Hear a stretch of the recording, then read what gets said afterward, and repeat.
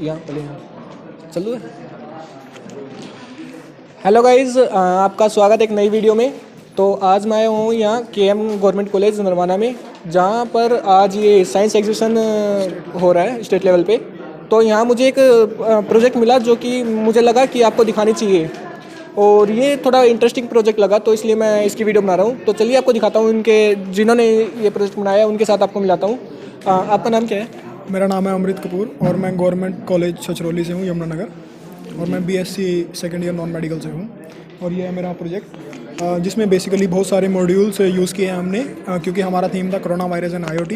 So with the help of technology we can fight with corona. So हमने एक corona free campus बनाया है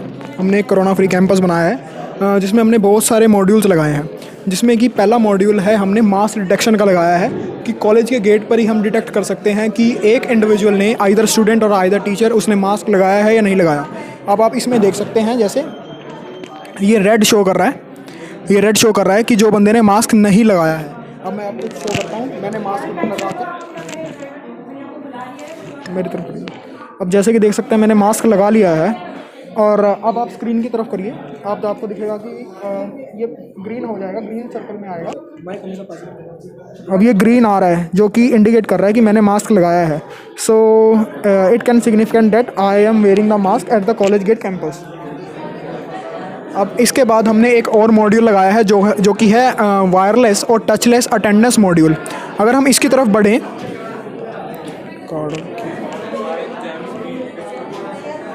बस दो मॉड्यूल्स रहते हैं, एक कार्ड और की।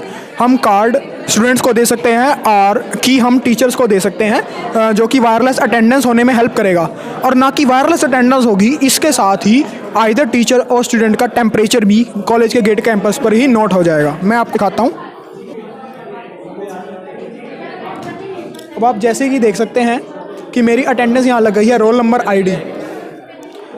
ID। अब मैंने इस की का नाम अभी बाय डिफ़ॉल्ट की ही रखा हुआ है, इसको मैं चेंज करके अपना नाम और रोल नंबर यहाँ पे लिख सकता हूँ, और साथ ही मेरा टेम्परेचर भी नोट डाउन हो गया है कॉलेज के कैंपस पर ही। So at the very first college gate campus we are completing 3 aspect of corona. First one is mass detection, second is measuring the temperature of an individual, and third one is wireless attendance. क्योंकि हमें पता है हम register से attendance लेते हुए upgrade हुए biometric attendance पे, फिर हमने कोरोना काल में हमारा वो भी फेल हो गया क्योंकि उसमें टच था। So we can now upgrade to the touchless attendance, which we can install in the college gate campus or any of the community center like hospitals, railway station or any of the crowded places. एक बहुत ही interesting robot बनाया है जिसका नाम हमने रखा है cobot. इसका नाम हमने कोबोट इसलिए रखा है क्योंकि ये एक रोबोट है जो कोरोना काल में हमने बनाया है, तो इसका नाम हमने इसलिए कोबोट रखा है। A robot originated at the time of corona virus pandemic. इसके फीचर मैं आपको बता देता हूँ। इसमें हमने एक तो फ्लोर सैनिटाइजेशन का फीचर रखा है, क्योंकि फ्लोर एक ऐसी चीज़ रह जाती है जो कि अनसैनिटाइज बार बार होती रहती है क्योंकि इसमें फुट की मूवमेंट्स होती हैं। सो हमने इसमें फ्लोर सैनिटाइजेशन का फीचर ऐड किया है। इसके साथ ही हमने इसमें टेम्परेचर सेंसिंग और उसके साथ ही IP वेब कैम से इसमें टेम्परेचर वीडियो फीडिंग भी रखी है, ताकि मैं जो कि इस रोबोट को कंट्रोल कर रहा हूँ, मैं चाहे भी दुनिया के किसी भी कोने में हूँ, मैं इसको कंट्रोल कर सकता हूँ और इसकी जो वीडियो फीड है वो मेरे फ़ोन पे आ सकती है। So let me demonstrate you. कि आप देख सकते हैं मेरे फ़ोन में कि अब जो वो वीडियो इंटरफेस दे रहा है वो मेरे फ़ोन पे आ रहा है। चाहे मैं दुनिया किसी कोने में भी हूँ, मेरे पास ये वीडियो आ जाएगी और मैं इस रोबोट को कंट्रोल कर सकता हूँ। अब मैं आपको इसको चला कर दिखाता हूँ।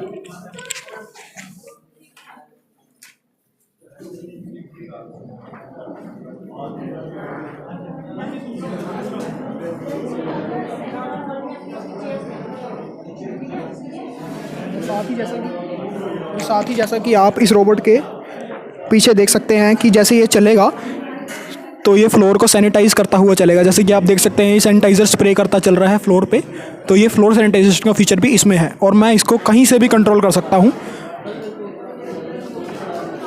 और सबसे बड़ी बात है कि इसकी हाइट एडजस्टेबल है अप टू 3.5 फीट, जो कि एक बहुत बढ़िया फीचर रहता है हमारे लिए जब बात आए आइसोलेशन वार्ड की। और जो इसका मेन फीचर है कि हम इसको आइसोलेशन वार्ड में यूज़ कर सकते हैं, कि डॉक्टर ना जाए और ये रोबोट चला जाए और पीछे कम्युनिकेट भी कर सकता है डॉक्टर पेशेंट के साथ।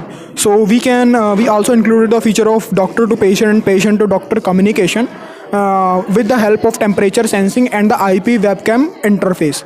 इसमें हम अगर और एक फीचर की बात करें तो ये बैटरी ऑपरेटेड रोबोट है जिसकी बैटरी का बैकअप अप टू 6 आवर्स तक है, जिसको बढ़ा के हम 10 to 12 आवर्स तक भी ले जा सकते हैं। इसके साथ ही RFID और अटेंडेंस मॉड्यूल है हमारा, जो टेम्परेचर भी नोट करता है। उसको हमने एक सर्वर के साथ कनेक्ट करा है, जो कि डाटा हमारे कॉलेज के सर्वर पर स्टोर होगा, जिसकी मैं डेमोस्ट्रेशन आपको दिखाता हूँ। जैसा कि आप देख सकते हैं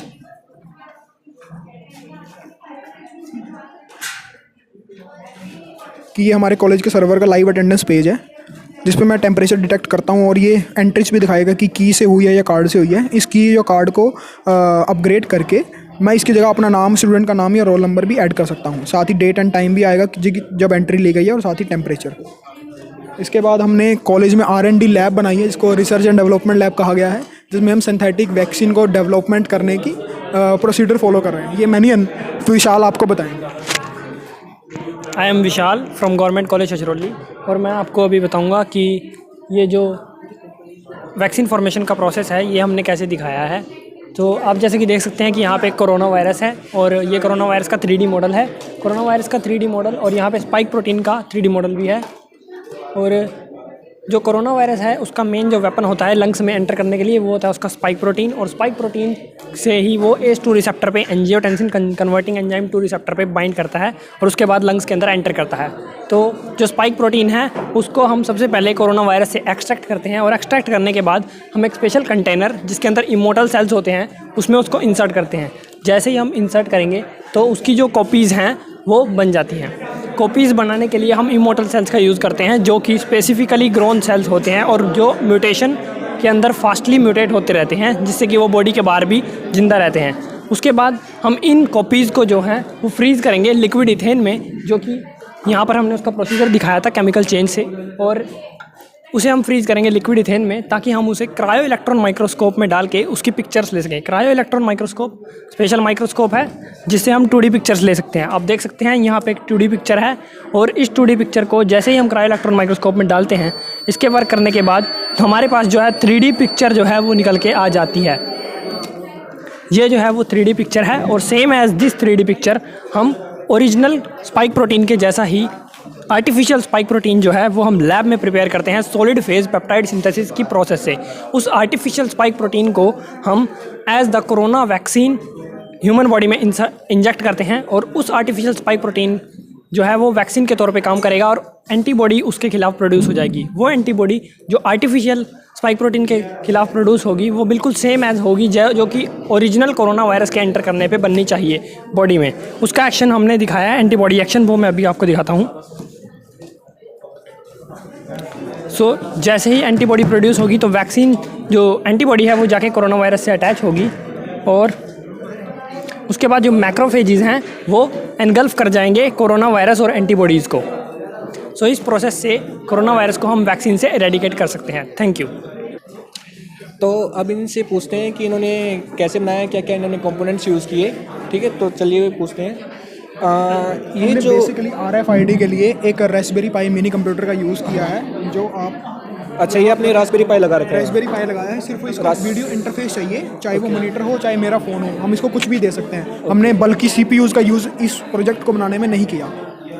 रास्पबेरी पाई 3 है ये रास्पबेरी पाई 3 है with 2 GB of RAM and 16 GB of internal storage. और ये RFID मॉड्यूल, ये MLX 90614 टेम्परेचर सेंसर जो इंफ्रारेड टेक्नोलॉजी पे फॉलो करता है। और इसके साथ हमने लगाया है यहाँ पे कैमरा, जो रास्पबेरी पाई कैमरा कहा जाता है हमें। ये 2.5 मेगापिक्सल का कैमरा है। ओके। इसके अलावा हमने अपने रोबोट में ऑर्डिनो बोर्ड लगाया है, जो मोटर ड्राइवर से कनेक्टेड है। और ये L29 3D का मोटर। हाँ जी, ये L29 3D का मॉडल है। इसके साथ लिथियम बैटरी से हम इसको कंट्रोल कर रहे हैं। 7.4 और टेम्परेचर सेंसिंग के लिए हमने LM35 सेंसर लगाया है। LM35 सेंसर लगाया है जिसको हम control micro controller Arduino nano से कर रहे हैं, जिसको हमने पाइथन लैंग्वेज में कोड किया है। और क्या क्या कंपोनेंट्स यूज़ किए इसमें? एक ये वाटर पंप है ना, 5 वोल्ट का वाटर पंप है जो कि सैनिटाइज को वो करेगा, जो सैनिटाइजर स्प्रे करेगा। ठीक है। और ये फ़ोन की जगह हम कोई भी एक वेबकैम CCTV कैमरा कुछ भी लगा सकते हैं, और उसको हम कनेक्ट कर सकते हैं IP एड्रेस सर्वर से। ठीक है। और ये जो आप वीडियो कॉलिंग कर रहे थे उसका क्या मेथड था? मतलब फ़ोन के साथ ही हो रही थी ना वीडियो कॉलिंग? ये हमने जो इस पे वीडियो फीड आ रही है वो हमने कनेक्ट की है कॉलेज के सर्वर से, और उसका IP एड्रेस हम अपने फ़ोन पे डाल रहे हैं, और मैं जहाँ मर्जी हूँ मेरे पास ये वीडियो आ जाएगी और मैं इसको कंट्रोल कर सकता हूँ कहीं भी हूँ मैं। ठीक है, और इसके लिए अपने RFID टैग और RFID कार्ड, ओके, दो चीज़ें यूज़ की है। हाँ, बस यही है ना टोटल। हाँ जी। हाँ, तो इनका प्रोजेक्ट मुझे बहुत इंटरेस्टिंग लगा, इसीलिए मैं आपके साथ ये प्रोजेक्ट शेयर कर रहा हूँ। वीडियो देखने के लिए थैंक्स फ्रेंड्स, एंड आगे भी हमारे चैनल पे ऐसी वीडियोस आती रहेंगी इंटरेस्टिंग। तो आप प्लीज़ हमारे चैनल को सब्सक्राइब कर लेना। मिलते हैं अगली वीडियो में।